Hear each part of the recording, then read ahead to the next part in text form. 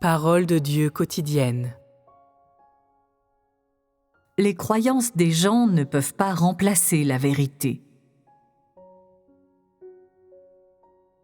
Il y a des gens qui peuvent endurer des difficultés. Ils peuvent payer le prix.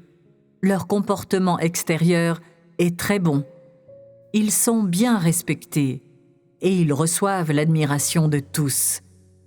Qu'en pensez-vous ? Ce genre de comportement extérieur peut-il être considéré comme une pratique de la vérité ? Pouvez-vous dire que cette personne satisfait la volonté de Dieu ? Pourquoi est-ce que maintes et maintes fois, les gens voient ce genre de personnes et pensent qu'elles satisfont Dieu, pensent qu'elles marchent sur le chemin de la pratique de la vérité, qu'elles marchent dans la voie de Dieu ?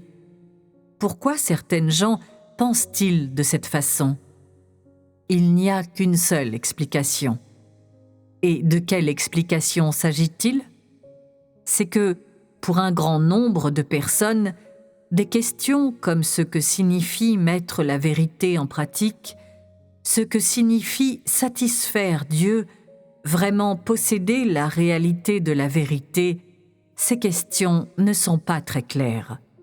Donc, certaines personnes sont souvent trompées par ceux qui semblent spirituels, qui semblent nobles, qui semblent admirables. Quant aux personnes qui peuvent parler de l'être et de doctrine, et dont le discours et les actions semblent dignes d'admiration, leurs admirateurs ne se sont jamais arrêtés à l'essence de leurs actions, aux principes qui fondent leurs actes, au but qu'elles poursuivent. Et ils n'ont jamais cherché à savoir si ces personnes obéissent vraiment à Dieu, si elles craignent Dieu et s'éloignent du mal. Ils n'ont jamais discerné l'essence de l'humanité de ces personnes.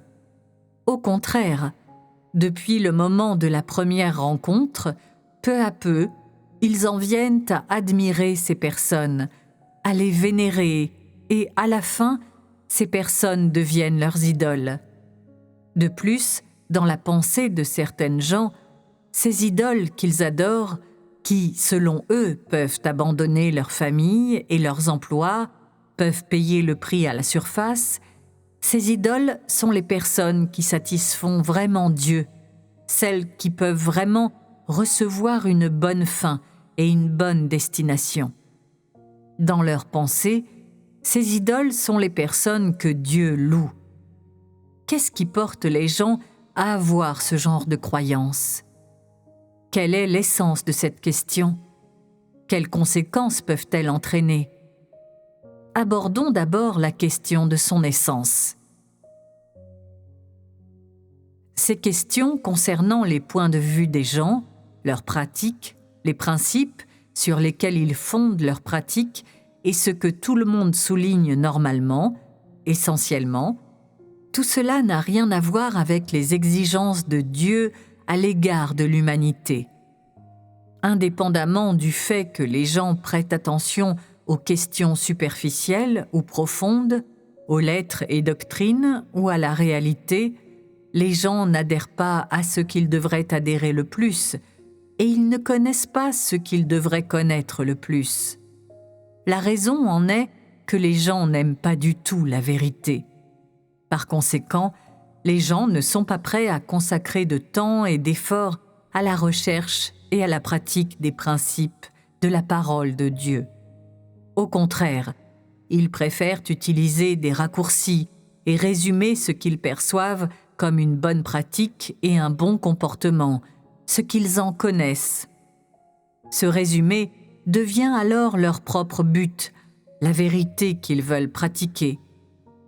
La conséquence directe en est que les gens utilisent un bon comportement humain comme un substitut à la mise en pratique de la vérité, ce qui satisfait également leur désir de s'attirer les faveurs de Dieu. Ces gens, ensuite, se sentent autorisés à composer avec la vérité, à raisonner avec Dieu et à le contester. En même temps, sans aucun scrupule, ces gens mettent Dieu de côté et laissent leur idole dans leur cœur prendre la place de Dieu.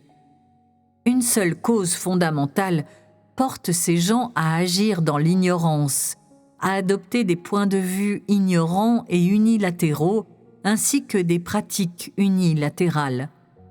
Je vous en fais part aujourd'hui. La raison en est que bien que les gens puissent suivre Dieu, le prier tous les jours et lire la parole de Dieu chaque jour, ils ne comprennent pas réellement la volonté de Dieu. C'est la racine du problème. Si une personne comprend le cœur de Dieu, comprend ce que Dieu aime, ce que Dieu déteste, ce que Dieu veut, ce que Dieu rejette, si elle sait le genre de personne que Dieu aime, le genre de personne que Dieu n'aime pas, le genre de normes que Dieu applique à ses exigences à l'égard de l'homme, le genre d'approche qu'il emprunte pour perfectionner l'homme, cette personne peut-elle encore avoir ses idées personnelles?